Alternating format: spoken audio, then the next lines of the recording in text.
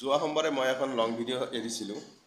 এই ভিডিঅ'খনত মই কৈছিলোঁ যে উইকলি চেলেঞ্জৰ আপোনালোকৰ অলপ যদি ষ্টাৰ লাগে এইটো মই অলপ সহায় কৰাৰ চেষ্টা কৰিম। সকলোকে দিয়াটো সম্ভৱ নহয়, কিন্তু মই 10জনক দিম।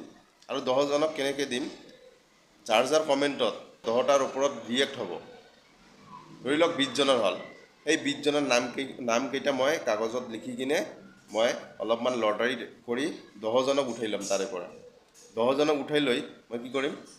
এই 10জনক 10টাকৈ ফুলৰ মৰম দিম। 20জনক হ'ব পাৰে, 30জনক হ'ব পাৰে, 40জনক হ'ব পাৰে। মই সকলোৰে নামটো লিখি তাৰে পৰা 10জনক মানে উঠাই লৈ আহিম। এইটো লটাৰী যে খেল হয়, এই খেলৰ নিচিনা মই 10জনক উঠাই লৈ আহিম। আৰু যি 10জনৰ নাম ওলাব সেই 10জনক মই 10টাকৈ ফুল দিম। তো আপোনালোকে যাওক, মোৰ ভিডিঅ'খন চাওক আৰু তাতে এটা সুন্দৰ গঠনমূলক কমেণ্ট কৰি থৈ আহক। যদি আপোনাৰো 10টা ৰিয়েক্ট হয়, তেনেহ'লে আপোনালোকেও খেলত আপোনালোকৰ নামটো আহিব খেলত আৰু আপোনালোকেও বিজয়ী হ'ব পাৰে। ঠিক আছে?